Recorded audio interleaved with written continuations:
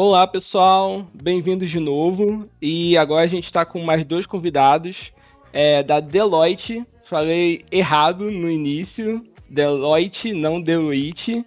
E eles vão fazer uma apresentação para a gente, um convite a conhecer a área de nuvens e engenharia de software, desafios e tendências.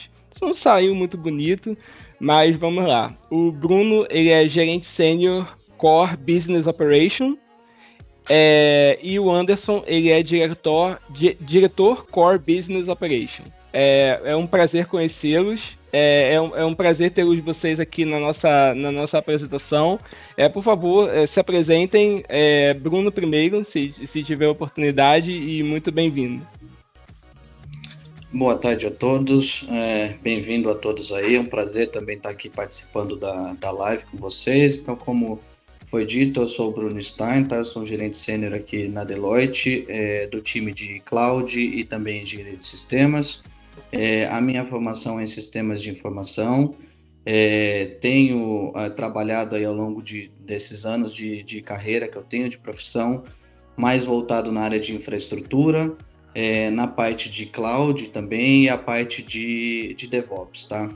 Participei em alguns projetos interessantes, em algumas multinacionais, um deles de destaque é na AWS Irlanda, onde eu pude ter a oportunidade aí de participar em projetos aí de expansão de data center e a criação de duas novas regiões ali para uso da Coreia do Sul e da Inglaterra, tá?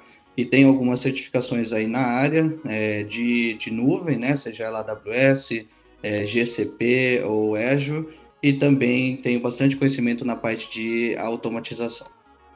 Bom, eu ia usar o.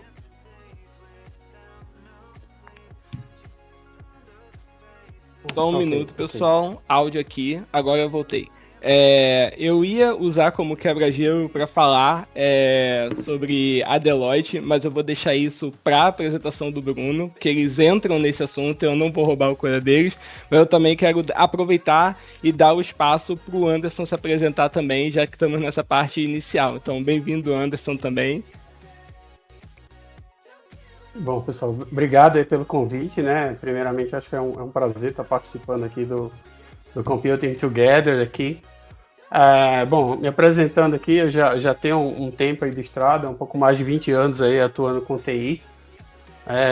Já trabalhei em grandes consultorias, principalmente com atuação em cima de arquitetura, engenharia de software, integração de sistemas aí em diversas áreas, área financeira, área de saúde, mas sempre dentro de consultoria para governo, etc. Também já tive aí uma boa experiência acadêmica, fiz um doutorado em ciência da computação na Universidade Federal de Pernambuco. Eu sou de Recife, mas atualmente moro em São Paulo, e mestrado também em engenharia de software. Então, assim, é muito legal estar aqui nesse ambiente acadêmico aqui, discutindo engenharia de software na prática. Trazer a ideia aqui de como é que a gente aplica os conceitos da academia dentro da indústria.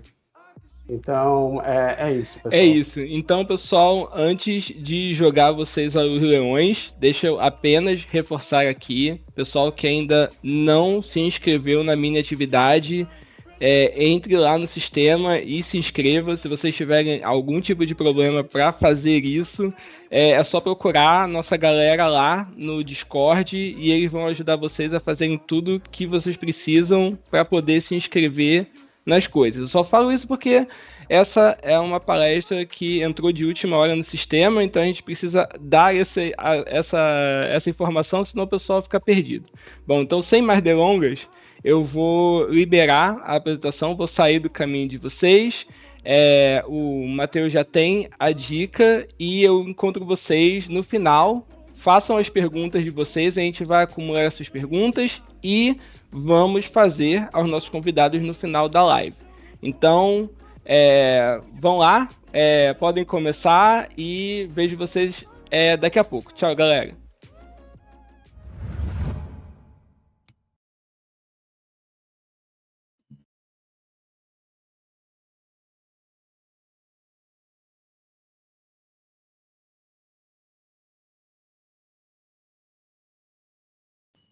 Isso, eu também estou vendo isso.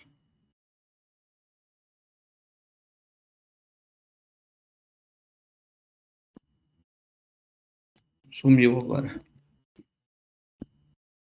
Foi.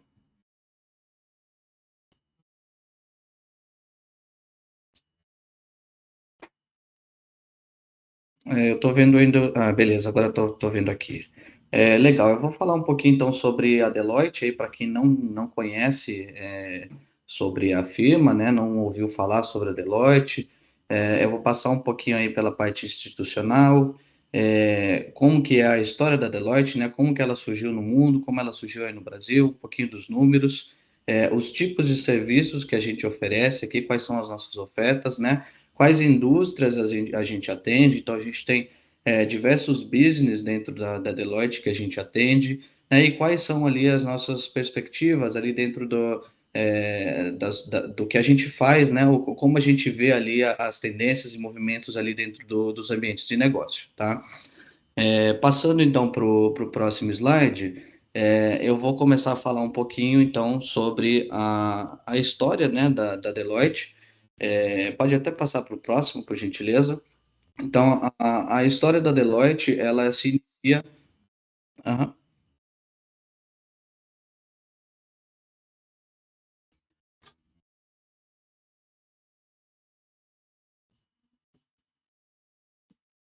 show, perfeito. Então, um pouquinho da história da Deloitte, né? Então, o primeiro escritório da Deloitte, aí, ele foi aberto em Londres em 1845, tá? Basicamente ali como base uma empresa de auditoria. Muitas pessoas ainda conhecem até hoje a Deloitte como uma empresa, né, de auditoria dentro ali das Big Four, mas hoje isso acabou mudando um pouco, né, o cenário. Então, a gente atende outras áreas, vocês vão ver um pouco mais para frente, que acaba não sendo só voltado mais à auditoria, mas sim a gente tem atuado em outras áreas também, tá? Alguns dos pontos interessantes é que hoje a Deloitte ela é considerada aí, né, no século XXI, como a maior organização de serviços empresariais do mundo. Então a gente é a maior empresa aí a ofertar serviços para outras empresas, né, no mundo, e a gente atende 88% das empresas que estão na Global Fortune 500, né? Então, as 500 maiores empresas do mundo, 88% delas são clientes ou têm algum tipo de serviço feito pela Deloitte, tá? Um pouco dos números aí ao lado também, né, do ano fiscal nosso que foi fechado recentemente. Então, a gente teve um faturamento aí de quase 60 bilhões de dólares. Temos hoje 415 mil profissionais pelo mundo, né? Estamos presentes em mais de 150 países. Só no ano fiscal de 2022, a gente teve um número total de 156 mil contratações no mundo. E vocês podem ver que os números também são bastante expressivos aí para a parte de treinamento. Então, por sermos uma consultoria, né, uma auditoria, consultoria também, a gente tem muito forte essa parte de treinamento. Então, o nosso maior ativo hoje são os nossos profissionais. Então, a gente tem um bastante aí número nosso de receita, ele voltado para treinamentos, tá? Então, a gente teve um total de 8,8 milhões de treinamentos e também uma grande contribuição aí para iniciativas de impacto social, tá? Então, a gente está falando de 284 milhões de dólares nesse último ano fiscal, tá? Avançando, então, para o próximo slide, a gente fala também um pouco, né, de responsabilidade social e sustentabilidade. Então, a Deloitte, ela foca muito do que a gente faz, é muito focado, então, em questões sociais e questões de sustentabilidade. Então, a gente tem alguns programas internos, né? Então, são programas aí para nossos funcionários, mas que acabam se estendendo aí também para o público externo e também para iniciativas dentro de projetos que a gente participa com outras empresas, né? Então, a gente cita 4 programas aí que a gente tem, que são de bastante relevância, que é o Impact Everyday, que é um programa de atividades sociais. Então, dentro da sociedade, comunidades, a gente tem alguns programas para contribuir aí dentro da comunidade, né? O World Class, que é um programa que ele é voltado para treinamento de pessoas e evolução de profissionais, né? Então, a gente tem um target aí, até 2030 de formar 100 milhões profissionais, né? Então, 100 milhões de pessoas formadas para atender essas oportunidades que a gente tem hoje na era da indústria 4.0. Então, isso envolve a parte de desenvolvimento, envolve a parte de cloud, outros programas ali de tecnologia também, tá?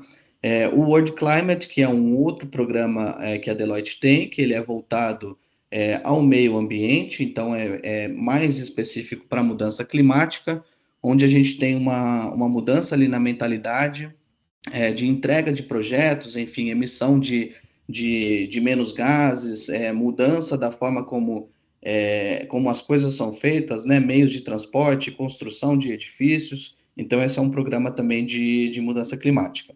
E o programa do All-in, que ele é para reforçar o compromisso aí de ser uma organização que garante oportunidades iguais. Então, o All-in, ele é um programa onde a gente tem, independente de faixa etária, então a gente tem contratações de pessoas ali com mais de 70 anos de idade, independente de gênero, raça, então é um programa realmente de inclusão como um todo dentro da firma, tá? Além disso, a gente tem, no próximo slide, a gente tem outros programas, né, de impacto social também, e várias iniciativas que são voltadas aí para a parte de educação, cultura, inovação. Então, a Deloitte ela está sempre inserida aí em diversos programas, tá? Pelo Brasil e pelo mundo, de impacto aí, né, de educação, sempre voltado para alguma iniciativa de cultura, então a Deloitte ela está sempre aí patrocinando, sempre apoiando ali a forma como esses programas são feitos, tá? E falando um pouquinho daí das áreas que a gente atende, né? Então hoje a gente tem como reconhecimento aí de mercado, como eu disse anteriormente, a Deloitte ela era muito vista como uma empresa apenas de auditoria, né?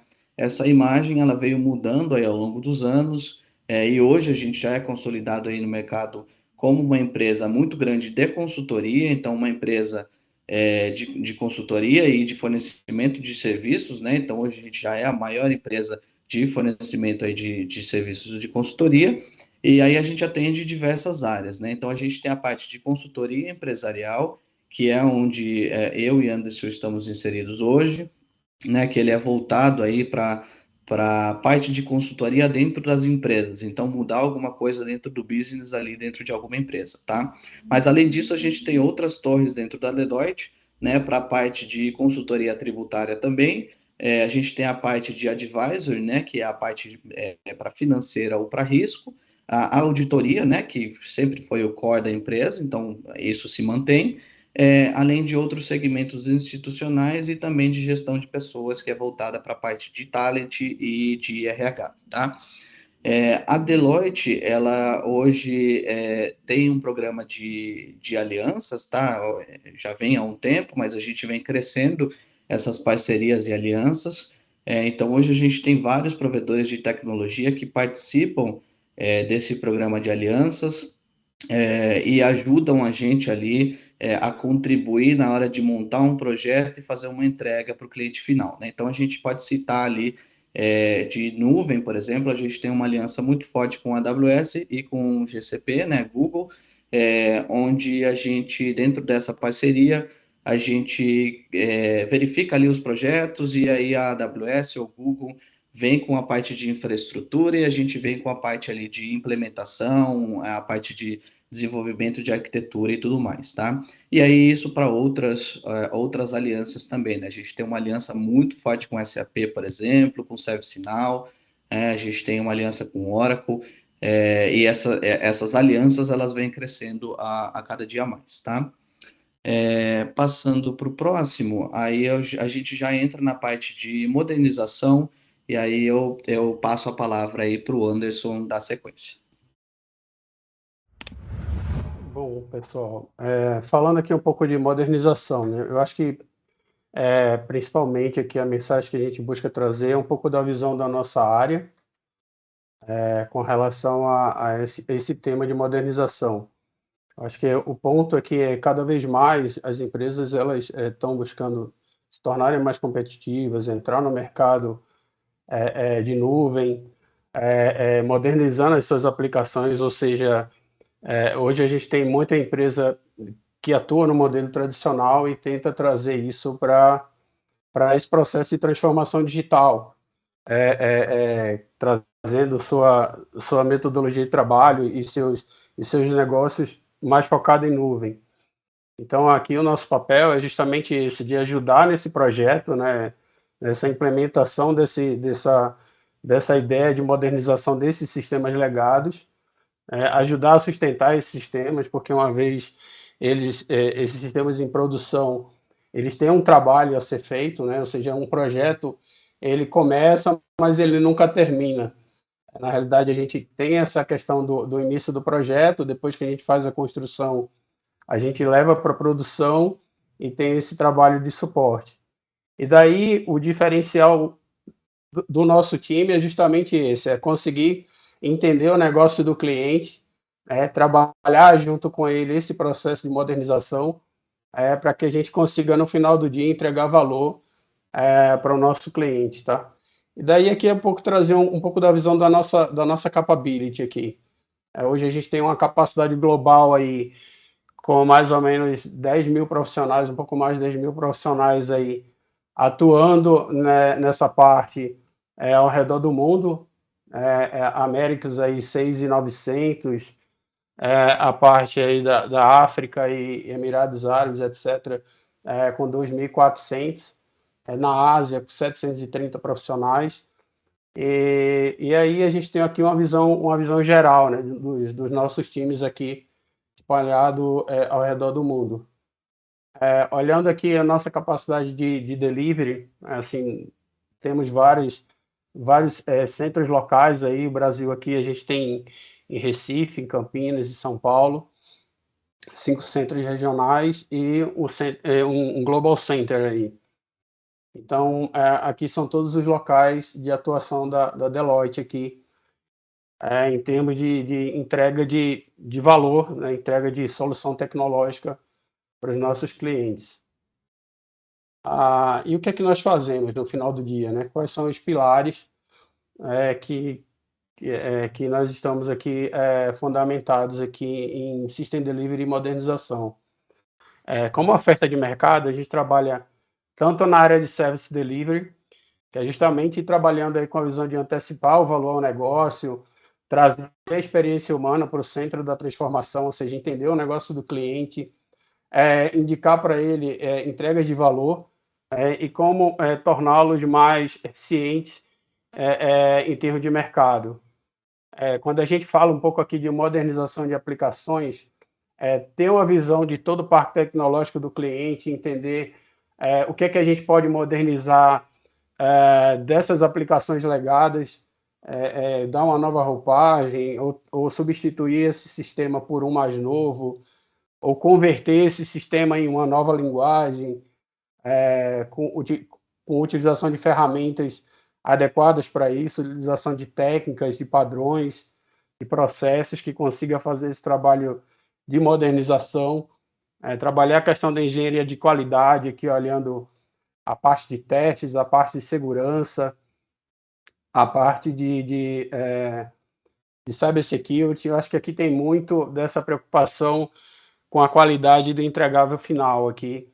E serviço de integração, né? Obviamente, existem sistemas que a gente consegue convertê-los para uma nova plataforma, pegar um sistema antigo e colocar ele na nuvem, mas tem sistemas de grande porte que normalmente às vezes a gente não consegue fazer essa transposição, digamos assim, devido ao conhecimento de anos e anos que já está ali implementado. Então, normalmente é necessário fazer uma integração para que a gente consiga aqui dar uma nova cara, né, ou trazer algum complemento para aquele sistema antigo, que ele se torne um sistema mais moderno para o usuário final, melhorando a experiência desse usuário final. Enfim, isso é um pouco da nossa área, né? Hoje a gente tem aí, como o Bruno falou, parcerias aí com a AWS e com a Google Cloud. A gente é parceiro do ano aí por 3 anos seguidos com a Google Cloud. e a gente é um integrador do sistema global aí, da APN aí, como parceiro do ano. Então, assim, hoje que a Deloitte, ela já lidera esse quadrante aí do Gartner, como Public Cloud Infrastructure Professional e Managed Services. Então, é isso. E daí a gente parte aqui para começar o tema da nossa palestra aqui, que é desafios e tendências, né? Acho que a primeira chamada aqui é justamente essa questão de competitividade no mercado. As empresas elas precisam se reinventar. Ok.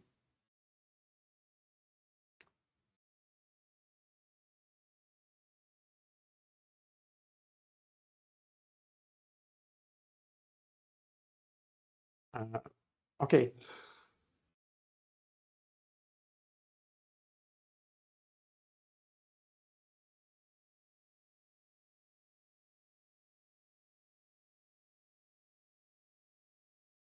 Ok.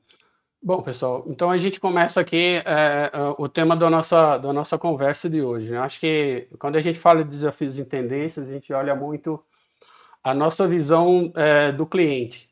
Acho que primeiro para trazer competitividade no mercado, as empresas elas precisam se reinventar, né? Acho que a gente teve fases dentro da engenharia de software, dentro da computação, em que as empresas cada vez mais elas tiveram que se reinventar, rever seus processos, rever seu parque tecnológico, rever seus investimentos em tecnologia para continuar competindo e continuar se expondo aí para o público.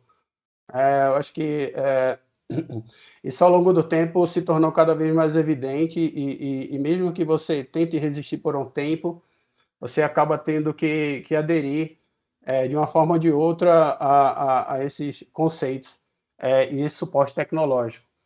E isso é que é o nosso papel aqui. Então, assim, para a gente começar a entender um pouco essa jornada, a gente tentou criar um roteiro aqui, falando um pouco de como chegamos até aqui, vai falar um pouco dessa, porque modernização, de fato, e o Bruno vai falar aí sobre Cloud Native e microserviços, e a gente finaliza aqui como é que a gente estuda tanta coisa, né? Sem ficar tão confuso e desmotivado. Eu acho que como chegamos até aqui é um pouco do apanhado aí, né? Do que a gente tem de tecnologia com o surgimento do início da internet no Brasil em 95. Então, antes de 95, a gente tinha um pouco da internet aí já nas universidades, departamentos de defesa, mas de fato, para o público em geral, a gente começa a ter o uso dessa internet aí a partir de 94 para 95. E daí por diante as coisas mudaram, né? As empresas começaram a ter a visão de desenvolvimento agora tentando criar seus próprios sites, colocando banco de dados em seus servidores, aí, contratando serviços aí para expor servidores na internet, com contratação de domínio, criação de páginas HTML, conexão com o banco de dados.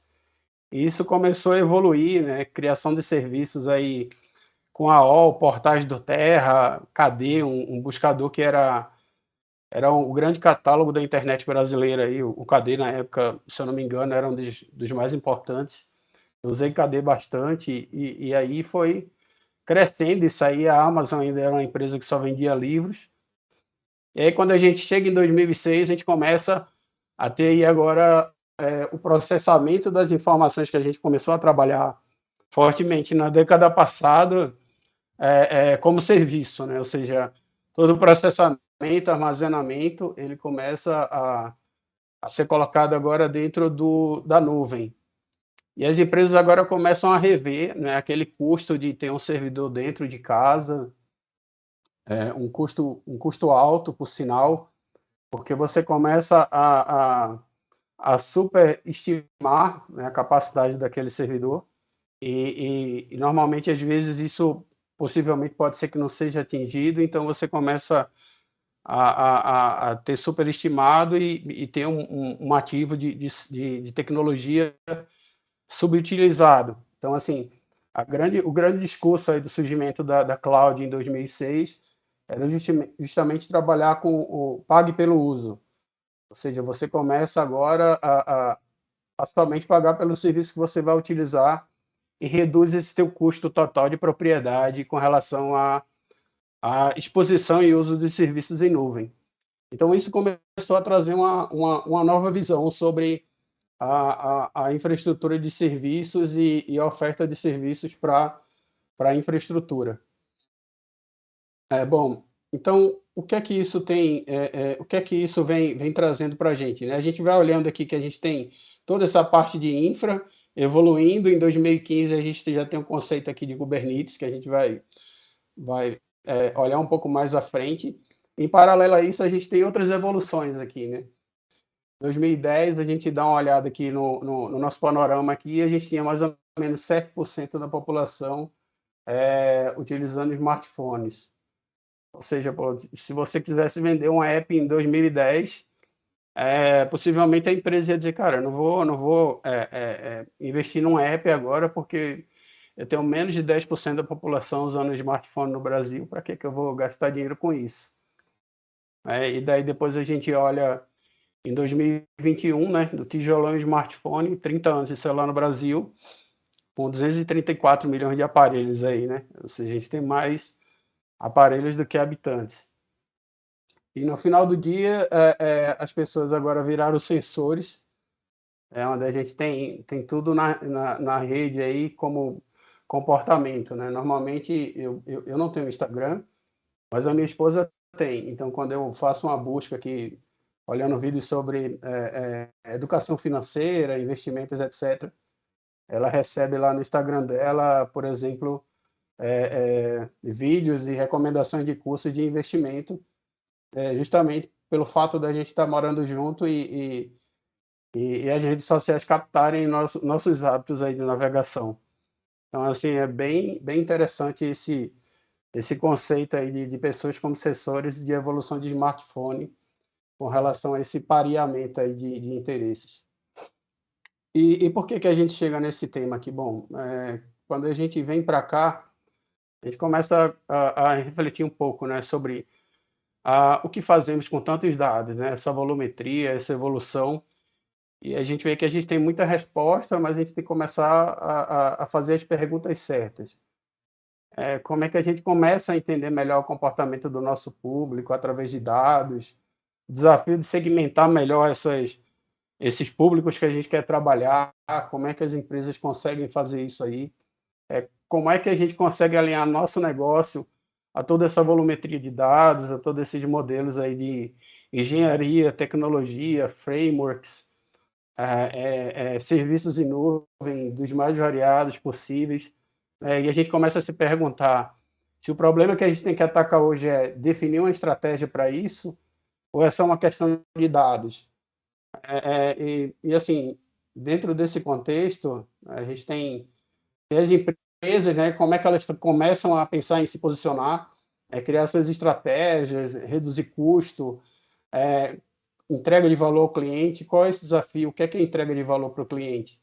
Então, assim, como é que as empresas repensam todo esse aparato tecnológico que tem? Antigamente não se tinha tanta tecnologia, agora eu tenho muito dado, eu tenho muita tecnologia, e quem é que consegue guiar essas empresas dentro desse mar de informações e de opções para que ela consiga atingir essa jornada de transformação digital de maneira segura e que eles consigam obter o valor, né, que eles tantos buscam aí.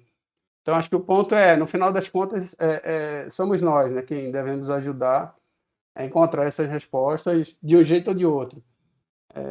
Seja utilizando ciência de dados, seja utilizando engenharia de software. Acho que é muito disso aqui. E a gente fala de modernização. A modernização ela vem com esse tema aqui. Eu trago aqui uma big picture aqui falando de frameworks. E quando a gente fala de frameworks, a gente olha aqui de 99 até 2019 a quantidade de opções aqui para a gente desenvolver um sistema.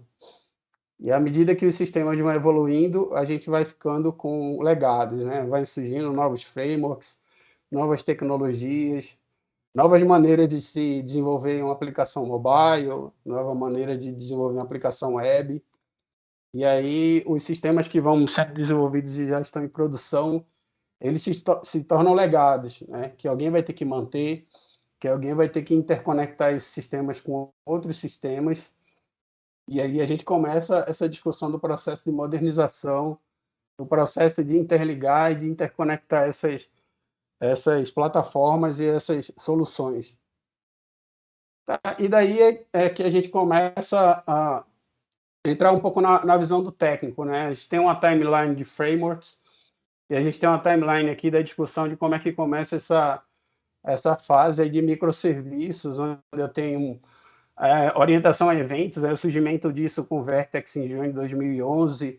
O Netflix ela começa a disponibilizar soluções e padrões, né, que eram utilizados em sua plataforma. Isso começa a estar nos GitHubs da vida. O Spring Boot agora, que é um framework que começa lá no início da década de 2000, sendo uma alternativa ao Java Enterprise Edition. Agora ele começa a ter outro sentido, agora sendo um framework mais robusto, aí, bem alinhado com o conceito de containerização e microserviços. Então, aí a gente começa a ter um modelo de modernização orientado a microserviços, dado que a década de 2000 ela vinha muito no conceito ainda de arquitetura orientada a serviços. Bom, pessoal, e aí a gente começa a ter uma alternativa para o modelo de práticas tradicionais, trazendo essa discussão de Cloud Native aqui para incrementar ou modificar um pouco esse cenário do modelo mais superdimensionado, dependente de sistema operacional, essa quebra da aplicação monolítica em microserviços, e por aí vai. Eu acho que isso aqui é muito do trabalho que a gente vem fazendo com nossos clientes hoje na Deloitte, tá? E aqui é um pouco mais dessa questão da prática tradicional, e por isso que a gente traz a discussão da modernização, né? O custo de infra, implantar todo o código. Eu acho que tem aqui uma modernização de processos e uma modernização tecnológica. Acho que tudo tem que estar alinhado de maneira sinérgica para que a gente consiga atingir o nosso objetivo. Daqui para frente eu retorno aí a palavra para o Bruno, tá? Para tocar o próximo tema.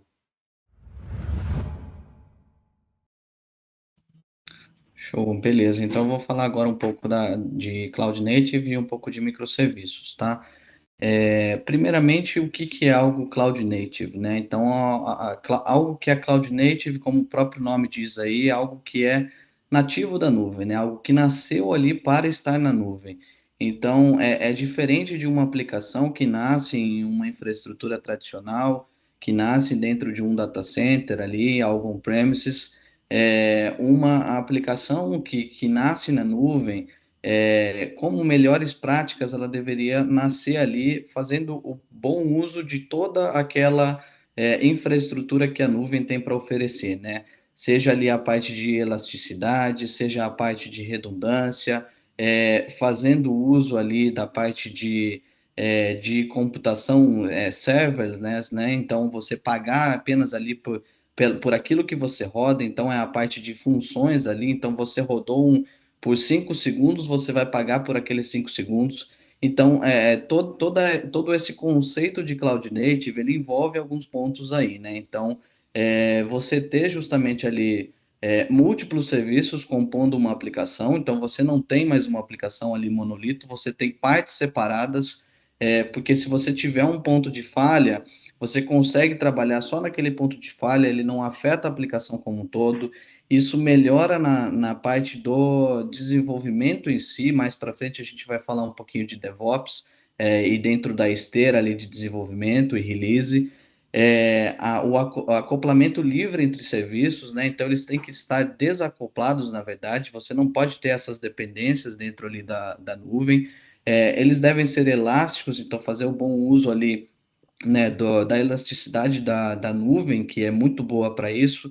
Então, você pagar justamente por aquilo que você está usando, né? Então, se você precisar de mais poder computacional, você coloca mais recursos, precisou de menos, você tira esses recursos e vai estar sempre pagando ali por o que você precisa, né?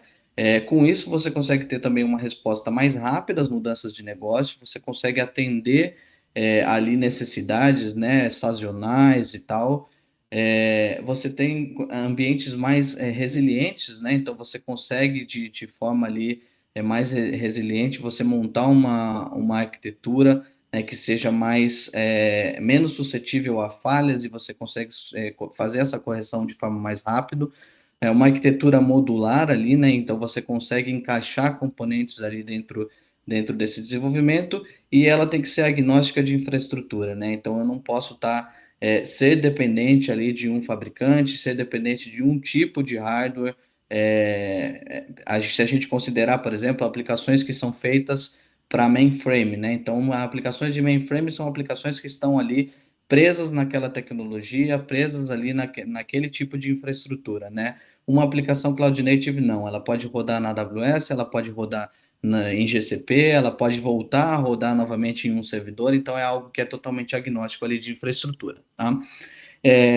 Passando para o próximo slide, a gente tem ali o que faz uma aplicação ser Cloud Native, né? Então a gente tem alguns conceitos aí que, ao utilizar esses conceitos, a gente vai estar colocando em prática aí, né, as melhores formas de construir essa aplicação. Então, a gente tem a parte de CI/CD, né, que é o Continuous Integration, Continuous Deployment, né? Então, você tem ali um ciclo contínuo, então você tem a integração, o desenvolvimento, junto ali com a parte de DevOps, então tem até o símbolo do infinito ali, né? Porque você tem realmente um ciclo sem fim. Então, você começou a planejar, você vai, constrói aquilo, coloca aquela parte ali em testes, coloca aquilo em produção, volta a planejar de novo, e aí isso se transforma ali num ciclo sem fim, né?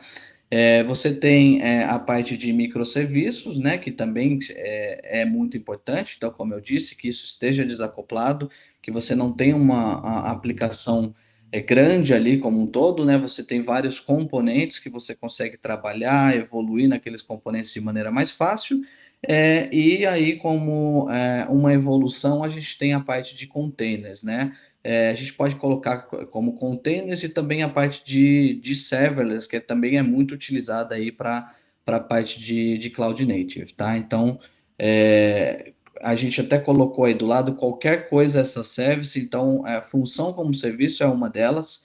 Então, para quem não conhece o conceito de serverless, né, a função como serviço, é justamente você não ter um servidor ali inteiro dedicado, seja um servidor físico, um servidor virtual dedicado para sua aplicação, rodando sua aplicação o tempo todo, né?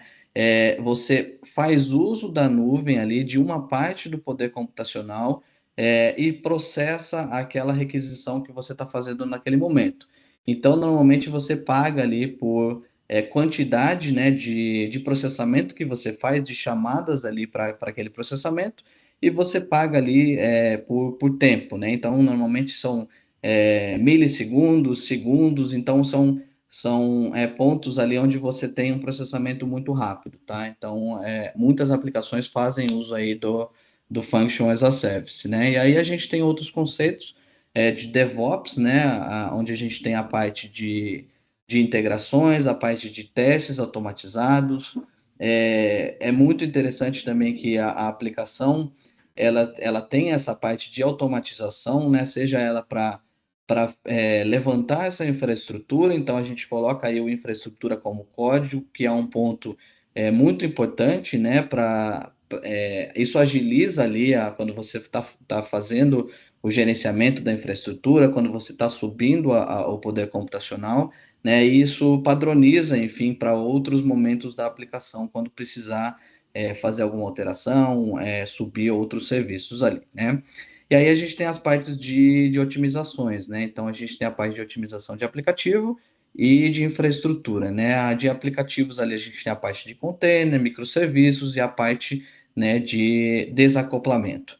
E a parte de infraestrutura ela é muito voltada ali à tolerância a falhas, novamente ao uso ali da elasticidade da nuvem e o autodimensionamento. Então é você saber ali quanto de poder de processamento você precisa em determinado momento, seguindo ali tendências, enfim, ou programações pré-planejadas ali dentro da sua aplicação, tá? E aí a gente tem alguns desafios que eles são, né, a gente tem alguns desafios de negócio, onde uma aplicação, ela sendo construída ali como Cloud Native, a gente acaba resolvendo, né, esses desafios, a gente acaba tendo algumas características que a gente dá um resultado melhor para o negócio, né? Então, a parte de time to market novamente ali, as empresas elas têm muita dificuldade em inovar constantemente. Pode ir lá, a troca, né? Tá bom.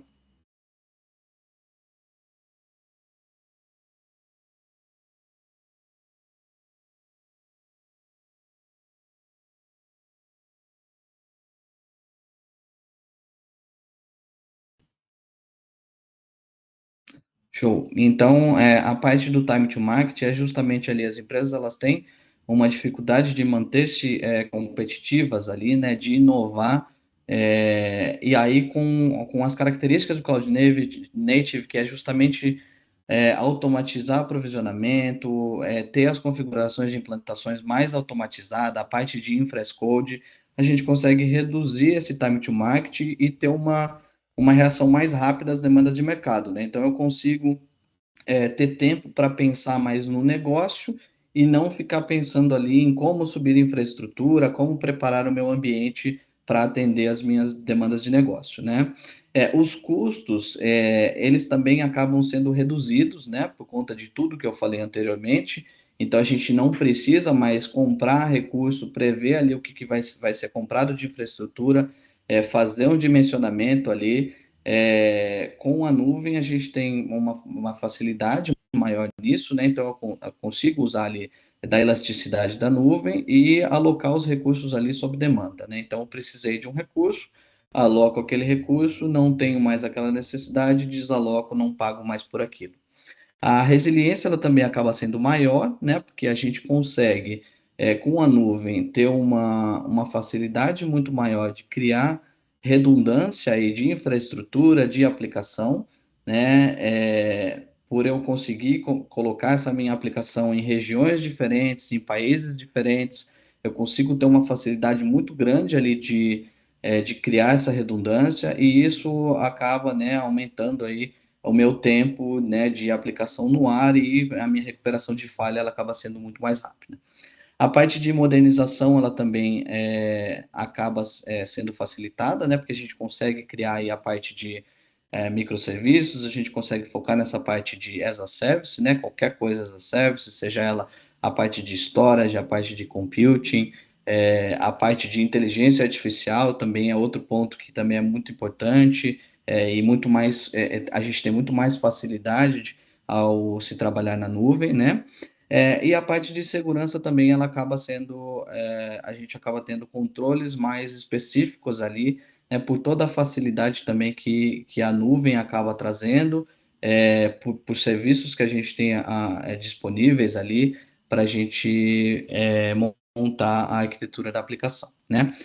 Um caminho para a gente trilhar aí, né? Normalmente as empresas elas estão trabalhando ali com a parte de computação distribuída, então a gente tem, pode até passar para o próximo, por gentileza, a parte de computação distribuída é onde a gente tem ali empresas que trabalham ali com suas aplicações dentro dos seus servidores, né? Então a gente tem a computação distribuída ali em alguns data centers, enfim, ela tem o seu próprio data center ou ela faz uso de data centers de terceiros, né? Para a gente trilhar esse caminho para chegar, né, num mundo ideal aí para uma aplicação Cloud Native, a gente passa ali pela parte de microserviços. Então, o primeiro passo seria desmembrar essa aplicação, né, em partes menores, né, tirar aquela caixa grande ali, separar em caixas menores, onde eu consigo trabalhar e evoluir essas caixas, fazer o bom uso ali do as a service, então tudo que eu conseguir utilizar na nuvem como serviço, e isso me tirar ali o meu workload ali, aquilo que eu vou ter de trabalho de ficar gerenciando infraestrutura, a gente tem que fazer o bom uso do as a service, né? Então a gente tem alguns casos, né? Banco de dados as a service, por exemplo. Se você usar um banco de dados as a service, não precisa focar ali na parte de infraestrutura, na parte de atualizações, então você apenas faz o uso do banco de dados, né? Então, isso te libera ali né, um tempo que você teria para focar ali na parte de infraestrutura e tal, e consegue se focar em outras coisas da aplicação, né? E o último conceito, que a gente vai falar um pouquinho mais aprofundado mais para frente, que é a parte de DevOps, né? Então, o DevOps, ele não é um framework nem nada, mas ele é uma cultura, né? Onde a gente engloba ali a parte de desenvolvimento mais a parte de operação. Então, a gente tem um foco muito grande ali, a gente quebra esses silos que existem, né? A gente sabe que existem silos entre o time de desenvolvimento, o time que opera, o time que participa da parte de infraestrutura e o time de negócio, né? Então, o DevOps, ele vem justamente para todo mundo ali trabalhar junto dentro de um único objetivo, né? Um outro ponto importante também para a parte de Cloud Native é a parte de containerização, tá? Então, a gente tem a parte de virtualização, né? Onde a gente tem um servidor físico, né? Esse servidor físico, ele quebra ali em vários outros servidores virtuais, né? Isso já, quando teve esse boom lá no passado, mudou-se bastante ali o conceito, como se via. Então, você tinha um servidor servindo uma aplicação. Hoje você tem um servidor que serve várias aplicações, né? Mas a gente ainda consegue evoluir isso ainda mais utilizando a parte de containers, né? Então, a parte de containers, a gente acaba tirando ali, né? Fica transparente para a gente a parte de infraestrutura, a parte de sistema operacional, né? E ali a gente acaba focando mais dentro da aplicação. Então, a gente segrega a aplicação rodando em cima ali né, da parte Docker, em cima de uma parte de sistema operacional, e a gente tem realmente containers ali de aplicações dentro daquele servidor, né? Então, esse é dos outros pontos que é muito importante aí quando a gente fala de aplicações Cloud Native, é a parte de container junto com a parte, né, de Function as a Service, tá? Os containers, eles são muito bons, mas a gente precisa também focar ali, né, na parte de gerenciamento, né? Então, se ele não tiver um gerenciamento adequado, a gente acaba tendo vários problemas, né? Então, o tráfego distribuído dele ainda é um desafio, então a gente não consegue escalar isso de forma nativa, então a gente tem alguns probleminhas que ainda existem aí no meio do caminho, e para isso a gente tem todo o gerenciamento ali, né? Aqui a gente está colocando da parte de orquestração utilizando o Kubernetes, que é uma das ferramentas de orquestração e gerenciamento que a gente tem ali de container, onde a gente consegue gerenciar essa parte aí, né, de automatizar a parte de empacotamento, detectar se tiver algum problema de serviço de balanceamento, se parte de uma aplicação caiu, a gente consegue setar ali um auto-healing, né? Então ela consegue subir novamente parte daquela aplicação. Então, essa parte de orquestração, ela também é muito importante para containers, tá? E aí, passando um pouco mais para frente, a gente fala um pouco também de microserviços, né? Então, microserviços, o que a gente tem é que aplicações que estão construídas aí de forma monolito, né? Como na primeira imagem ali no canto esquerdo, ela tem toda a sua funcionalidade num único pacote, num único executável de código. Então, se eu precisar evoluir aquela aplicação, eu tenho que fazer aquela alteração como um todo, né? Eu tenho que parar aquela aplicação por completo, evoluir aquela parte. Se der uma falha em determinada parte, pode ser que afete a aplicação como um todo, né? E já microserviços, a gente segrega, né, essa aplicação em componentes, né? Então, a gente vai ter ali porções da aplicação que elas conseguem ser evoluídas de forma individual. Eu tenho um conjunto, um pacote de códigos para determinadas partes ali dentro da aplicação, né? E quais são os benefícios para isso, né? Então, a reutilização, então você consegue definir ali a lógica de negócios da aplicação de maneira mais fácil, consigo escalar de forma mais dinâmica, né? Então, escala o serviço, não toda a aplicação. Então, se eu precisar fazer alteração em parte daquele componente, eu altero, evoluo a parte daquele componente e não na aplicação como um todo. E isso também elimina aí partes de carga de teste de regressão e tudo mais. E aí a gente coloca ali, né, alguns exemplos de CRM, por exemplo, onde a gente consegue ter partes ali da aplicação rodando em servidores diferentes, então a gente tem componentes diferentes. Se um servidor der problema, por exemplo, eu vou ter uma parte daquela aplicação sem funcionar e não a aplicação como um todo, né? Então, isso também é um ponto interessante aí quando a gente pensa em falhas, né? E a transformação de sistemas monolíticos em microserviços, né? A gente tem alguns pontos, né, que devem ser considerados, né? Então, os sistemas que são considerados legados, eles são aplicações grandes, monolíticas. Como eu disse, a gente faz o deploy de toda a aplicação. A gente tem um banco de dados para uma aplicação inteira, então a gente também não segrega a parte de banco de dados. Desenvolvedores, eles não são envolvidos no suporte à produção, então esse é um outro ponto onde você tem que fazer um handover para uma outra equipe ali que vai dar o suporte ali à produção.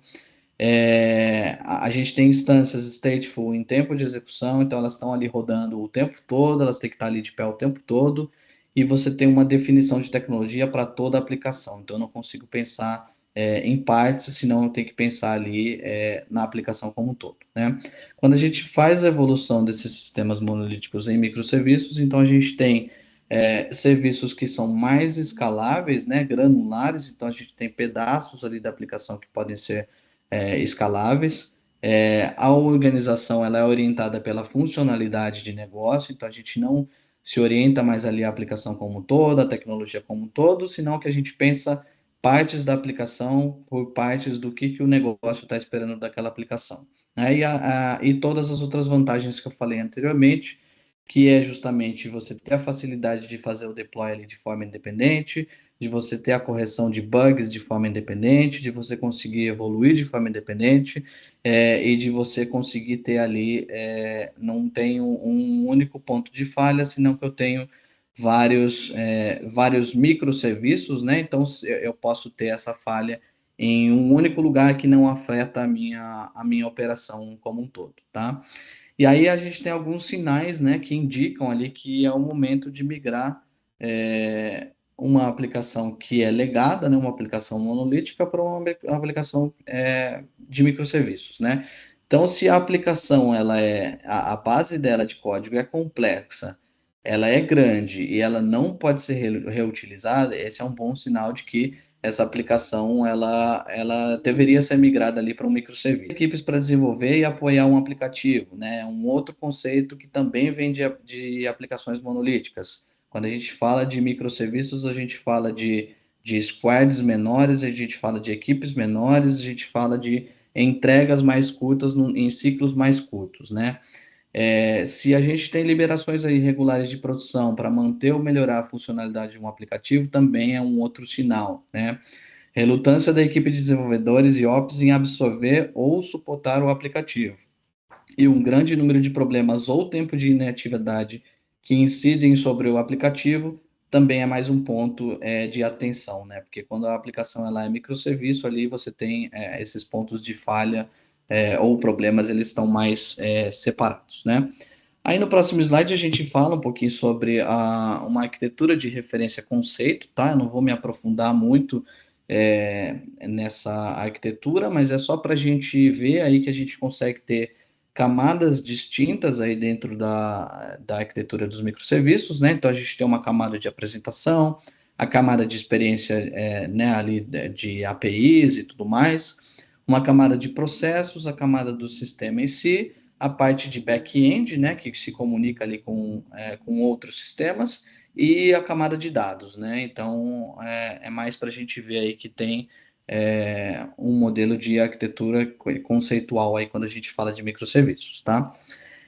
E um outro ponto é que microserviços eles acabam crescendo, né, de forma desordenada se a gente não fizer um bom gerenciamento disso, né, e eles podem também se tornar um problema aí, principalmente na parte de rede ou na parte de debug, né? que ao mesmo tempo que é bom a gente ter vários componentes pequenos, também acaba se tornando um pouco mais difícil quando a gente não tem aquilo ali gerenciado da maneira correta, quando a gente não tem esse mapeamento de forma correta, né? Então, isso pode se tornar um problema aí em saber o que tem dependência com o que, e isso também pode causar problemas aí de rede, né? Porque você vai ter vários componentes levando dados, levando e trazendo dados, né, em diferentes partes ali da aplicação, tá? Então é mais a gente estar ilustrando aqui para dizer que também pode se tornar um problema se não for feito de uma maneira bem adequada, tá? E aí, por fim, eu vou falar um pouco da parte de DevOps e o CI/CD, né, que é um dos conceitos também que a gente utiliza aqui na Deloitte, tá, para o desenvolvimento de aplicações, que é justamente o DevOps, como eu disse, é a junção dos times de desenvolvimento junto com os times de operações e os times que estão envolvidos dentro do negócio mesmo, que entendem do que aquela aplicação vai fazer ali funcionalmente, tá? Então, equipes que não trabalham hoje, né, em modelos DevOps, a gente tem silos, né? Então, as equipes acabam ficando muito separadas, né? Então, esse tempo que é gasto, ele acaba não agregando muito valor ali, porque acabam tendo tarefas repetitivas ou podem ter ali dentro do processo coisas que acabam deixando um pouco moroso ali o processo e acabam dificultando um pouco, né? Então, um exemplo que a gente tem são equipes de infraestrutura muito separadas de equipes de desenvolvimento, onde para se fazer ali, né, subir uma infraestrutura para aplicação, tem todo um processo, né, ali manual e tal, então isso acaba separando e demorando muito tempo para fazer o provisionamento ali daquela infraestrutura, para começar a construir o código da aplicação, né? Há um outro ponto que a gente coloca ali também, que é a infraestrutura legada de gerenciamento, né, de aplicativos devora recursos de investimento, né? Então, justamente por tudo isso que eu falei.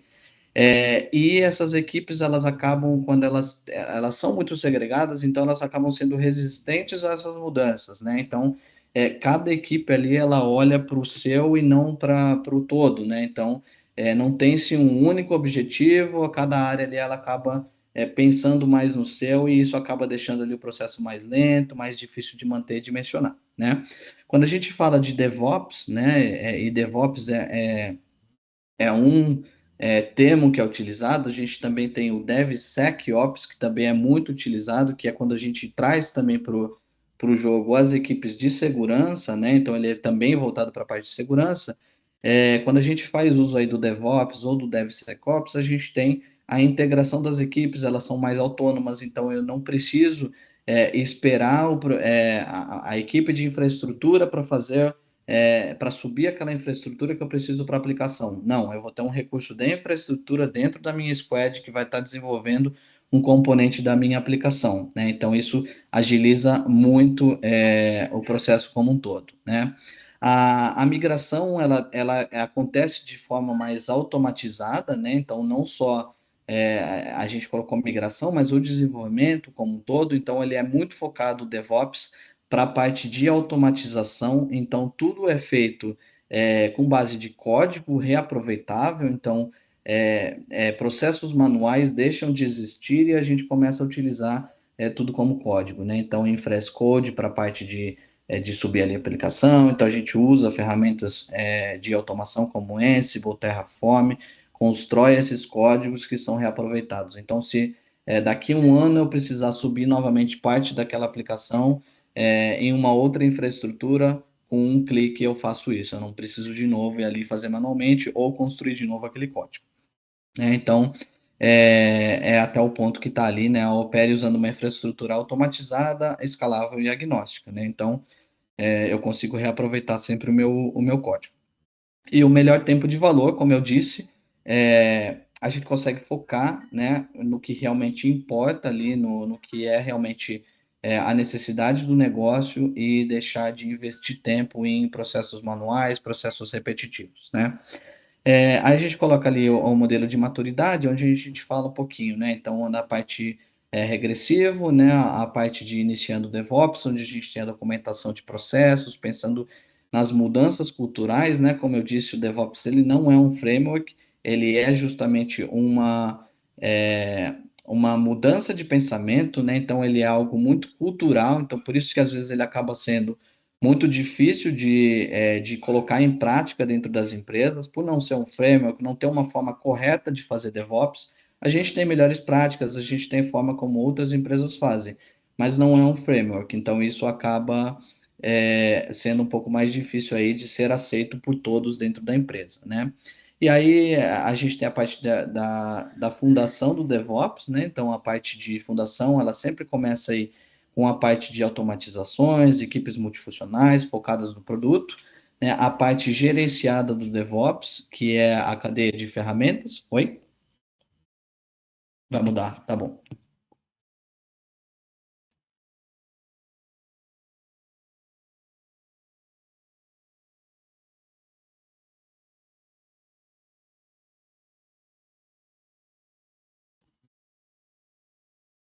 Show.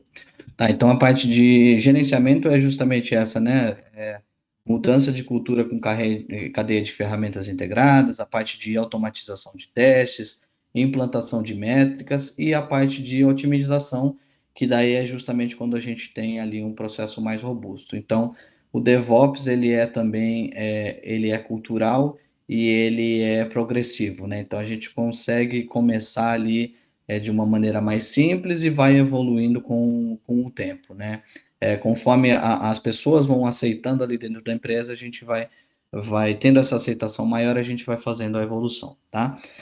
E aí, por último, eu gostaria de finalizar aqui com a parte da esteira, né, de DevOps. Então, dentro da esteira de DevOps, a gente tem a parte do ciclo contínuo, né, de integração, de desenvolvimento, de entrega, que é justamente aquele símbolo. Aqui a gente está como uma linha reta, mas normalmente o DevOps ele aparece com aquele símbolo infinito, né, como eu disse, que é onde a gente tem ali a parte da ideação, né, então onde a gente consegue ter a ideia do que vai ser feito, planejamento realmente. Entra-se na parte de desenvolvimento em si, né, então a gente tem várias ferramentas onde a gente consegue, né, utilizar, então GitLab, a parte de outros componentes, algumas IDEs que a gente utiliza. Aí a gente entra na parte realmente ali de construção e teste, né? Então a gente tem também várias outras ferramentas onde a gente consegue fazer testes unitários, testes de segurança, né? Enfim, o que for específico para aquela aplicação. A gente entra na parte do provisionamento e do deploy, né? Então provisiona-se ali o que foi necessário para aquela aplicação e é feito o deploy ali em ambientes não produtivos e passando isso para a produção.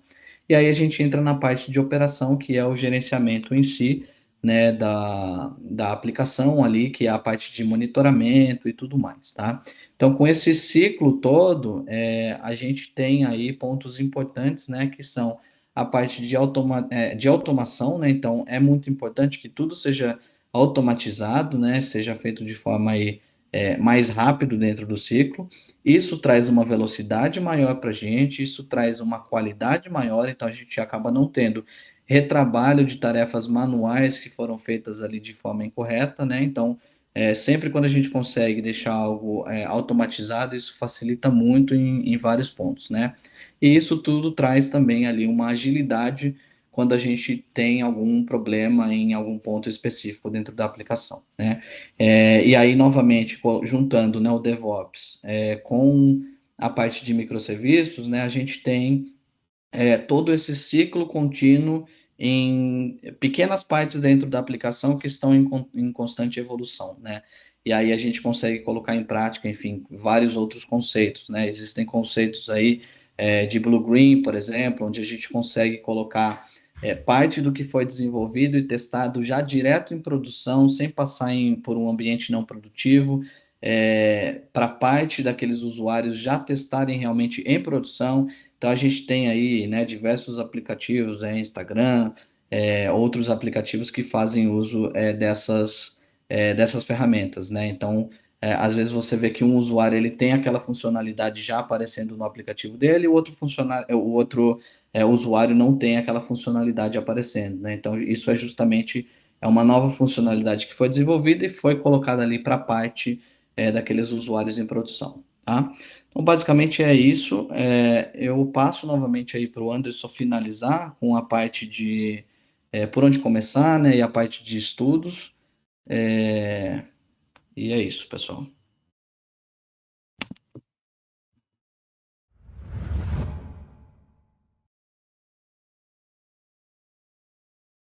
Bom, pessoal, acho que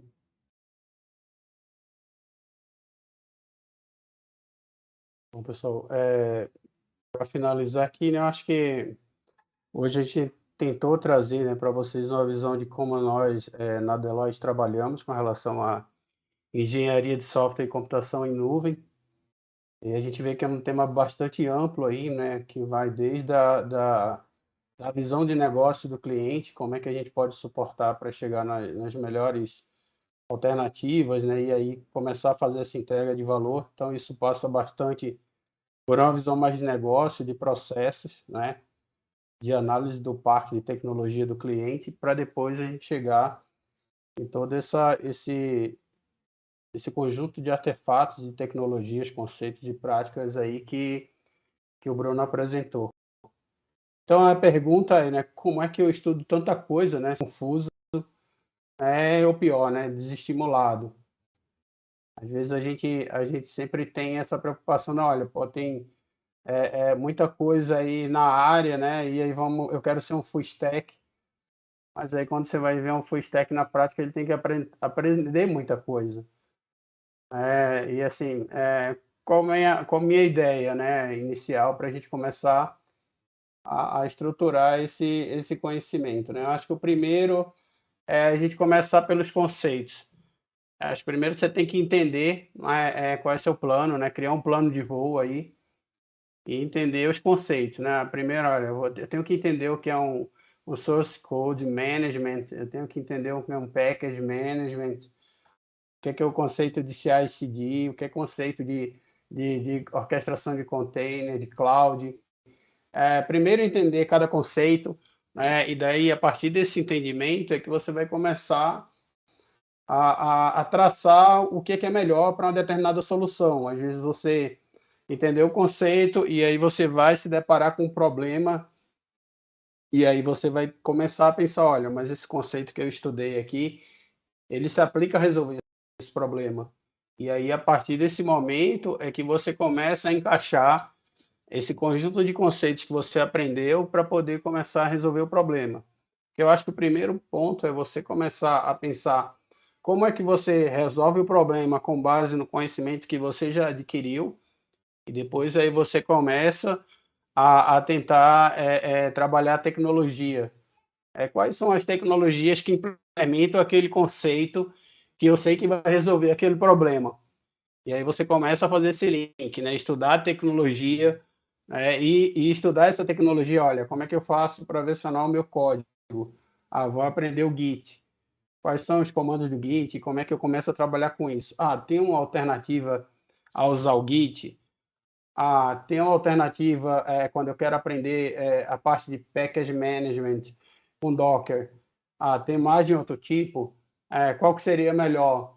Então, assim, você começa a aprender ferramentas, né? Você começa a estudar alternativas àquelas ferramentas que você está aprendendo ali, porque pode ser que seu cliente consiga trabalhar com a ferramenta que você sugeriu, ou pode ser que não, por uma razão de compliance, de conformidade, de política, etc. Então, é assim que você vai começar aprendendo a associar o conceito à resolução do problema e as tecnologias que implementam esse conceito. Então, estudar a tecnologia de cada conceito separadamente, não tenta fazer o fim a fim, porque isso vai ficar muito complexo para você. Então, trabalhar cada um isoladamente, estudar algumas alternativas ao longo do caminho. E o melhor canal para você aprender isso é, cara, YouTube. YouTube você tem tudo que você quer. Você tem plataformas educacionais aí de baixo custo, plataformas que você paga aí um valor baixo para ter um curso bom. Tá? Tem algumas plataformas aí que prometem formação rápida, mas assim, o importante é que você tente aprender esses conceitos, esses ferramentais aí com paciência, tá? E o principal, hands-on.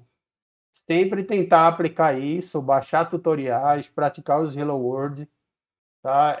Porque assim, se você tem um conceito, entende a tecnologia, a ferramenta, e começa a aplicar isso aí dentro de POCs, né, mini provas de conceito, para você começar a entender como é que funciona, roda o tutorial, que normalmente leva 5 ou 10 minutos para você implementar, e daí depois você começa a tentar praticar isso com casos reais, em projetos na própria graduação, ou junto com alguns amigos aí, criar alguma ferramenta nova, colocar isso no GitHub, coisas assim que vai poder te ajudar a melhorar teu conhecimento e a sedimentar esse conhecimento que você partiu lá de trás com o conceito.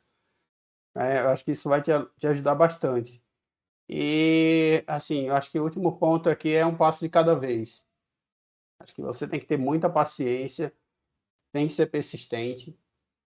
Acho que essas coisas que te prometem, esses cursos que te prometem se torne um full stack em uma semana, em um mês, né? É bem parecido com antigamente, que se vendia uma série de livros que era Aprenda Tecnologia XPTO em 24 horas, ou em uma semana, em 30 dias. Eu acho que aqui é um trabalho de paciência, né? À medida que a tecnologia ela evolui, a complexidade aumenta e você tem que estar sempre se atualizando dos conceitos, dos princípios, aprendendo tecnologias e, e tendo paciência para poder evoluir. Tá? Eu acho que é isso aqui. O grande ponto é esse. Ok? E agora a gente volta aqui com as perguntas, tá? Uau, que apresentação densa. Se dá para dizer, inclusive, vou pedir, se encarecidamente, primeiro vou fazer duas ressalvas. A primeira ressalva é que vou pedir encarecidamente para estender um pouco a nossa apresentação, que a gente aqui está lotado de perguntas, a gente fecharia 6 horas, mas como é a última, a gente se estende por um pouco mais de 6 horas, com a sua licença. E a segunda talvez seja muito interessante disponibilizar essa apresentação para o pessoal lá no grupo do Discord. Então a gente vai liberar o Discord aqui no grupo para os participantes e aí o pessoal, vocês podem mostrar aquela apresentação lá, que a apresentação é incrivelmente densa e eu estava acompanhando aqui no Skype e eu ficava olhando assim, eu ficava assim, ó, porque eu estava querendo ver a tela ali na frente, porque os coisas estavam bem pequenininhos, entendeu? Mas tá ótimo. Eu quero muito rever essa apresentação depois. Porque foi incrivelmente completa, instrutiva e densa. Bom, vamos então partir para as perguntas. Eu vou começar com uma minha. Primeiro, deu para entender que nativo na nuvem, Cloud Native e os microserviços, eles estão no DNA de uma solução para o cliente que é algo interessante. A minha pergunta ela é sempre interessante? É porque assim, eu olho do ponto de vista de escalabilidade e eu entendo, é muito interessante. Mas quando vocês recebem uma determinada empresa e vocês avaliam o modelo de negócio delas, vocês já tentam colocar o Cloud Native como um end goal da entrega de negócios desse cliente? Eu posso responder essa. Ela é sim, tá? A gente sempre considera modificar ali uma aplicação para a gente fazer o melhor uso da nuvem. É óbvio, né, que quando a gente está fazendo ali uma modernização de aplicação, quando a gente está fazendo uma migração de aplicação para a nuvem, uma aplicação que já é legado, que já existe, nem sempre a gente consegue fazer bom uso, né, de tudo que a nuvem tem ali, transformando ela numa aplicação cloud native, né?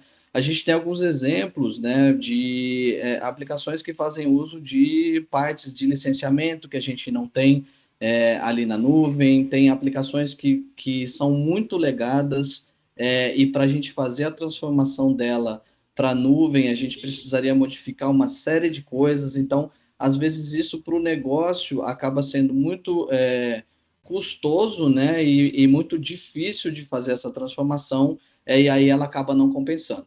Mas pensando ali do lado do negócio, do lado financeiro, é sempre muito mais interessante a gente pensar na aplicação fazendo uso ali dos recursos da nuvem de forma nativa, né? Como eu citei ali o exemplo de banco de dados. É muito mais interessante a gente fazer uso do banco de dados ali como um database as a service do que eu subir uma instância de servidor ali na nuvem, subir um banco e ter que fazer todo o gerenciamento desse banco, né? Então, essa parte da nuvem ali como service, ela tira muito da gente esse trabalho que a gente tem justamente de lidar com algo ali que é sempre mais do mesmo, né? Então, a gente consegue focar em outras coisas.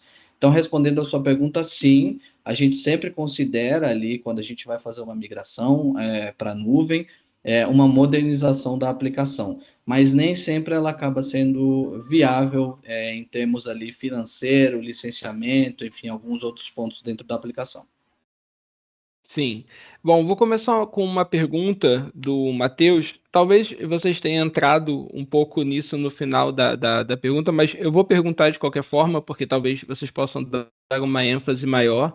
Mas a pergunta é: qual a dica que vocês dão para quem quer começar na área de engenharia de software? Uma pessoa mais iniciante na trilha. Vai lá, Anderson. Bom, Tu tem bastante tempo aí. assim, Uau, zero! assim, essa pergunta é bem interessante, né, cara? Assim, eu comecei ainda lá com o DBase lá um tempo atrás, acho que depois parti para o Visual Basic, etc. Mas assim, acho que o ponto é você começar a entender na faculdade, né, as cadeiras voltadas para engenharia de software. Acho que é muito importante isso, pegar bem o conceito de banco de dados, pegar os conceitos de desenvolvimento de aplicação.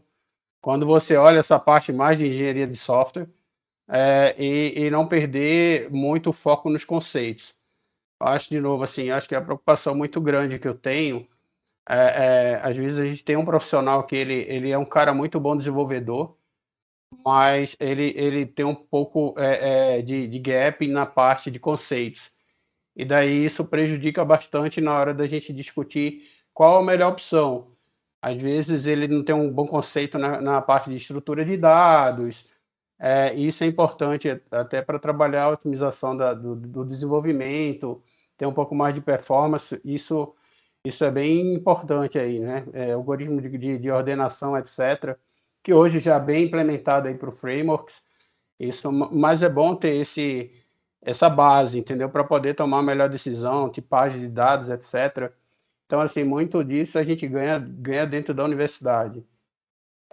De novo, assim, eu acho que tem um caminho longo. Eu acho que hoje as plataformas de nuvem elas já têm os caminhos da certificação.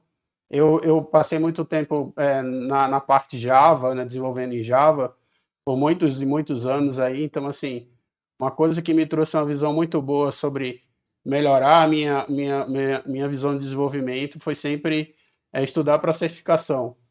Não obrigatoriamente você precisa tirar a certificação, mas ela te dá um roadmap legal para você aprender a se desenvolver. Aí você pode, aliado a isso, estudar os conceitos, né? Estudar o conceito de DDD, de arquitetura orientada a eventos, e aí você vai beber da fonte aí do Mark Fowler e de grandes escritores aí voltado para a área de engenharia de software, tá? Mas assim, estou tentando responder uma pergunta que é super ampla aí, né? Acho que não tem uma resposta definitiva aqui, mas é uma coxa de retalho aprender todas essas tecnologias, tá?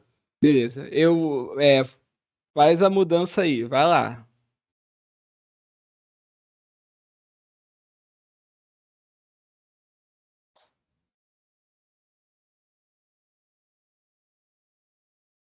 Então, mas eu já vou aproveitar essa pergunta e eu vou fazer um gancho. É, porque só pela apresentação já deu para ver que a quantidade de conhecimento, da stack de conhecimentos é muito densa, né?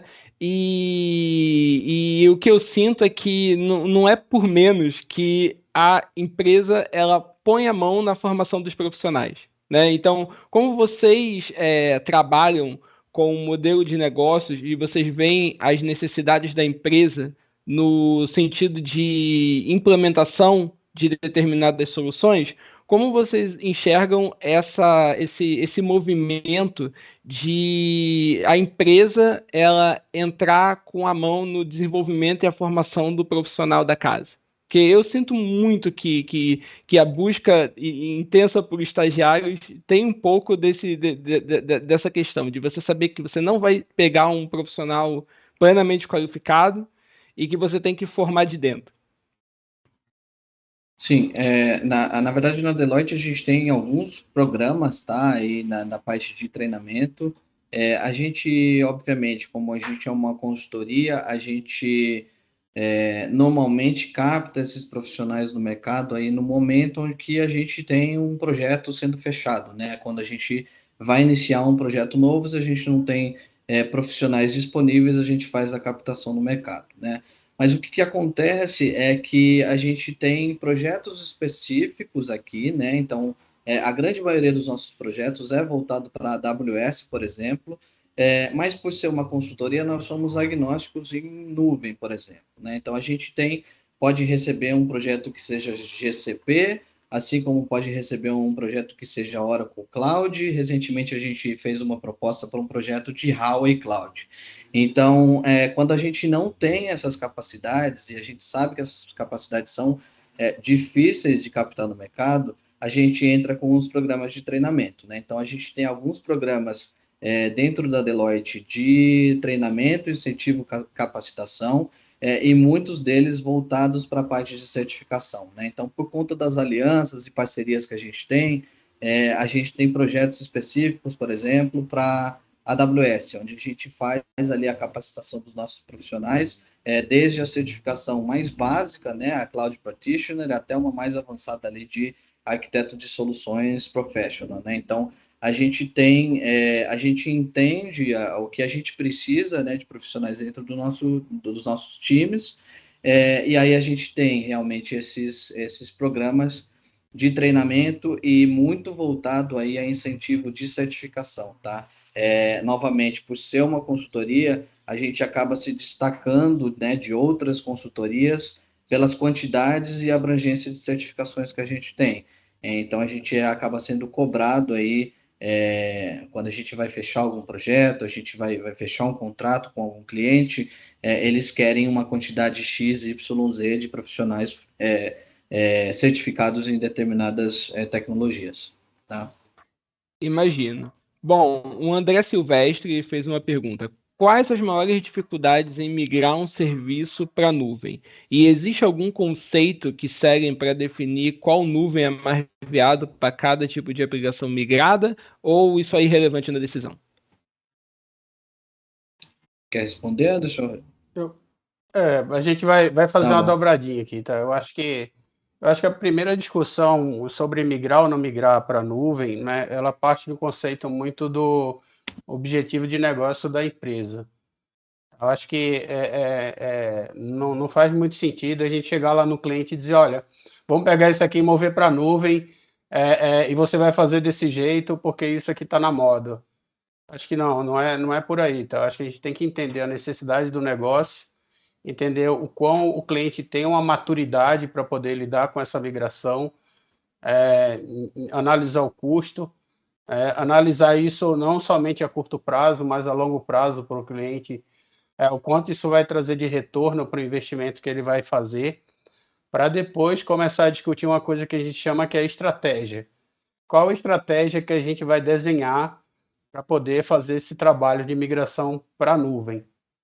Mas aí a gente tem que ver inicialmente o que é que faz sentido dentro dessa estratégia, para daí começar em cima dessa estratégia a montar um plano. Eu acho que é bem essa linha do início do trabalho de migração para a nuvem, tá? E aí o Bruno complementa aí. Sobre até qual nuvem, né, é melhor para ser escolhida, a gente tem alguns frameworks, tá, proprietários aqui, Deloitte, tem um deles que se chama CAF, que é o Cloud Adoption Framework, onde a gente faz ali o assessment das aplicações, da infraestrutura, e aí a gente encaixa ali, enquadra cada uma das aplicações dentro de uma matriz, né, e aí essa matriz ela vai dizer para a gente quais aplicações estão aptas ou não a serem migradas para a nuvem, quais são os componentes que essas aplicações têm e qual vai ser o melhor provider, né? A definição de qual vai ser o melhor provider também é uma parte muito da estratégia do cliente, né? Da estratégia da empresa que tá contratando essa migração desse serviço. Ela pode ser uma estratégia muito voltada a preço, né? Então aí a gente vai focar ali nos custos dentro dos providers, ou ela pode ser uma estratégia mais voltada ali a quais tipos de serviço melhores se encaixam em cada provider, né? Posso citar aqui rapidamente, por exemplo, que GCP, Google, é uma nuvem que é muito usada para a parte de machine learning, para a parte de inteligência artificial. Ela tem recursos muito melhores que a AWS para esse tipo de situação, né? Então, se for o caso da aplicação fazer uso desses serviços, a mais adequada seria a GCP. Quando a gente fala da parte de computing, a parte de storage, a AWS aí dos grandes providers, ela está muito mais avançada, né, em termos aí de recursos disponíveis. Então vai ser uma estratégia aí voltada, né, se vai ter uma aderência maior aos serviços que o provider tem, ou se é também uma aderência aí aos custos, né, que vão ser gerados. Perfeito. Uma pergunta do André, né? Na visão de vocês, é uma boa alternativa buscar um conhecimento de redes, por exemplo, num curso Cisco CCNA, para posteriormente se expandir no conhecimento de nuvem? Depende qual vai ser o foco, né, da atuação em nuvem. Eu fiz a certificação do CCNA, assim, é uma certificação que é muito boa para a parte de redes, ela te dá uma abrangência muito grande, e ela te dá ali a parte de teoria, conceitos muito boa, né? Se o foco for ser trabalhar em algo ali mais voltado para a parte de redes dentro da nuvem, eu acho interessante. Se for para tirar a certificação, para ter só um conhecimento de redes, eu acho que as próprias certificações da AWS, GCP, Microsoft, elas já acabam cobrindo essa parte de redes muito bem, com a parte ali de virtual cloud, tá? Então, não seria necessário. A Cisco, ela é muito voltada para a parte de roteamento, a parte de switch, então ela é muito voltada para quem trabalha mesmo com redes, né? Então seria o caso, né, de um profissional que está trabalhando dentro de um data center com implementação de redes, aí eu acho ela interessante. Mas para ter só os conhecimentos ali de rede, eu acho que os próprios providers eles já passam muito bem ali pelos conceitos básicos da cloud. Maravilha. Uma outra pergunta do André. Com o modelo BaaS, mais empresas andam confiando seus dados a outras empresas que fornecem serviços. Isso dificulta no trabalho de vocês na hora de garantir a maior segurança da migração? Quer responder? Quer que eu responda? Pode responder, cara. Repete para mim, por gentileza, a pergunta, Leandro. Claro. Com o modelo BaaS, mais empresas andam configurando seus dados, confiando seus dados a outras empresas que os fornecem serviços. E se isso dificulta no trabalho de vocês na hora de garantir a maior segurança na migração? Eu acho que não dificulta, tá? Assim, porque a gente tem diversos casos onde a gente tem aplicações que têm ali os seus dados, né, dentro de diversos fornecedores, e aí, num momento de migração, o que acontece é que a gente acaba utilizando o modelo ali dentro ainda de outros fornecedores, tá? Então, eu acho que não é um problema. O que tem que ser pensado é que, como a gente está falando de fornecedores diferentes, a gente não está concentrando os dados, por exemplo, dentro de uma única nuvem, a gente tem que focar ali um pouco mais na parte de segurança, né? Então, como a gente tem serviços rodando em fornecedores diferentes, a gente tem que dar um foco maior nessa parte de segurança. Mas não que seja um impeditivo ou que seja um dificultador na hora de a gente fazer uma migração, por exemplo. Não, não é não. Perfeito. Uma pergunta minha. Porque projetos e processos, gerência de processos is my passion. Uhum. Então, eu imagino que a resposta seja sim, mas como vocês falaram muito sobre o produto da empresa consultada, eu gostaria de perguntar essa parte também. Então, vocês trabalham com processos, vocês trabalham na implantação de um modelo de negócio do produto da empresa consultada, mas vocês trabalham também na parte de produtos e processos dentro da empresa, ou seja, áreas que se comunicam entre si, precisam determinar processos entre si, de certa forma, uma é o produto de outra, vocês também têm uma atuação nessa área, Sim. correto? Correto. Sim. Sim. É, é, eu ia fazer essa brincadeira no início, mas eu vou falar. Cadê? Você denunciou a idade quando você mencionou esse sistema de bullying. Quero saber no chat, inclusive, falem no chat aí, quem conhece KD como mecanismo de Gauss? Porque o pessoal pré-Google não conhece, não Cadê conhece a das isso, entendeu? antigas? O pessoal tem 20 anos, todo dia tem algum comentário que eu ou alguém, que algum palestrante faz e a gente fala assim, esse aí denunciou a idade nesse momento. Cadê um buscador das antigas, tá, gente? Só pra vocês ficarem sabendo. Pré-Yahoo, pré-Yahoo, pré-Google. Deixa eu ver, temos mais alguma pergunta? Ok, é uma pergunta que talvez vocês tenham conhecimento. O Bruno perguntou: existe alguma forma de começar a brincar com cloud sem ter que pagar? Alguma sugestão? Existe, com certeza. Todos os providers, eles têm planos ali que são free, tá? Então, se eu vou citar novamente aqui a AWS, que é um provider que tem esse incentivo. Então, assim, você tem um free tier, que eles chamam, que alguns serviços, por determinadas horas rodando por mês, eles são gratuitos, tá? Então, se você pegar lá um servidor pequeno com 1 GB de RAM, por exemplo, com um disco pequeno de 30 GB, você consegue rodar aquilo ali 700 e poucas horas por mês sem ter custo nenhum, tá? A mesma coisa para storage, a mesma coisa para banco de dados. Então, dá uma consultada dentro escolha um provider, né? Seja ele GCP, Azure, AWS, e dá uma olhada na parte de free tier. No free tier você vai ter quais são os serviços que estão disponíveis de forma gratuita e a quantidade de horas que aquilo ali pode ser rodado por mês.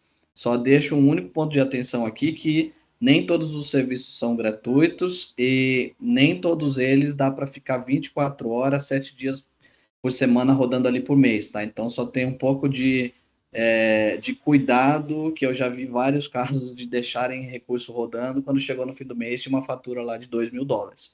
Então é bom dar uma boa olhada antes ali como que funciona, e sempre que usar, brincou ali, desliga tudo, entendeu? Para não correr esse risco. Só Tem uma colega minha que já sofreu isso. Eu já vi muita Um gente. dia acordou $30. $30 aí que ela tinha que pagar. Ela falou, meu Deus do céu. você, só complementando aí, eu acho que você, no caso de esquecimento, você pode configurar alguns alertas, tá? Sim. Você pode definir um budget lá e dizer, olha, quando você atingir X dólares aqui, me manda um e-mail aí me informando. Exato. Já aconteceu isso comigo, tá? Eu defini um budget lá, e aí me esqueci lá, provisionei um banco e esqueci. E daí ele me mandou um e-mail dizendo, olha, sua conta lá já chegou aqui no valor. Fui lá, desliguei o banco tranquilamente, identifiquei qual era o recurso e vida que segue. Tá? Dá para fazer isso também. A AWS, ela tem algum curso inicial gratuito ou um hands-on que você pode se aproveitar para fazer? Porque eu tenho certeza que a Google Cloud tem, entendeu? Então talvez seja interessante para você que está querendo brincar um pouco com isso, procurar um desses cursos gratuitos e introdutórios, porque o que mais as empresas de nuvem querem é que você comece a usar o produto delas para vocês entenderem como é bom. Tem sim, tá? Se entrar na própria console da AWS ali, tem uma parte de treinamentos, então na seção de training tem uns cursos gratuitos onde ele explica o básico da console, o básico do serviço. Não é voltado para certificação nem nada, mas é justamente para ensinar como mexer ali, como subir alguns serviços básicos e é tudo gratuito, tá? Às vezes a AWS faz também alguns treinamentos e eu vejo assim com bastante frequência eles fazerem, que é para certificação inicial, que é a Cloud Practitioner, tá? E aí ela cobre boa parte dos serviços, aí ela te dá uma visão muito mais ampla. Então é outro ponto aí que é bastante interessante ficar de olho, que é uma certificação bem, bem valorizada pelo mercado, tá? Para nuvem. Maravilhoso. Eu vou fazer uma última pergunta. Eu não sei se vocês vão ter uma resposta para isso, mas foi um bagulho que quando vocês falaram na live, eu fiquei muito curioso. Que é, a Deloitte, ela nasceu como uma empresa de consultoria e auditoria, porque 1845, correto? Se eu não me, se minha- não me falha a memória. Na Inglaterra, a Deloitte estava no coração da Revolução Industrial Inglesa, Exato. Ela né? nasceu basicamente só de auditoria, tá? Então, ela era uma empresa de auditoria ali em Londres, e para o Brasil ela veio justamente para auditar a parte de construção das ferrovias britânicas que estavam sendo construídas no Rio de Janeiro e São Paulo, tá? Então, a veia da Deloitte sempre foi de auditoria. De alguns anos para cá que ela começou a se inserir na parte de consultoria e hoje é muito forte na parte de consultoria, tanto que às vezes as pessoas até acabam esquecendo que ela já foi uma empresa de auditoria e continua sendo, né? Então ela tem um foco muito grande hoje também em consultoria e não mais só em auditoria. Ah, perfeito. Eu só perguntei porque eu falei, será que essa empresa ela já teve um pátio industrial de produção de alguma Não, coisa? Tipo, Deloitte nasceu produzindo panelas. não. E aí, de repente, mudou. Não. Perfeito. Então, deixa eu só ver se tem mais alguma pergunta. Não, então eu gostaria de agradecer a participação. Foi uma apresentação bem densa e com certeza bem instrutiva. Pessoal, manda um salve aí, falem o que vocês acharam da apresentação do Bruno e do Anderson. E eu agradeço muito a participação dos dois. Muito obrigado por terem cedido o tempo de vocês para falarem sobre engenharia de software e nuvem aqui na Computing Together. A gente que agradece a oportunidade. Obrigado aí, pessoal. Perfeito. Então, Matheus, corta para mim.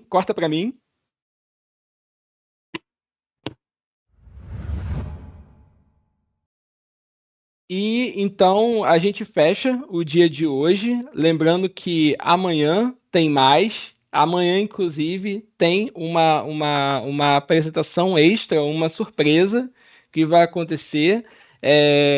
A gente vai fazer a devida publicidade disso, se é que não fizeram, né? Às vezes eu tô na live aqui e eu fico meio por fora. Mas se vocês não sabem, vocês ainda vão ficar sabendo. A gente agradece pela participação de todos vocês no evento de hoje. Nós acabamos de passar o Discord para o Bruno e para o Anderson aqui. Então, se vocês quiserem fazer mais perguntas sobre aprendizado de nuvem e tal, vocês podem aproveitar o contato por lá. E é isso, gente. Muito obrigado pela participação. Até amanhã. Vejo vocês no próximo dia, na outra oportunidade. Um abraço.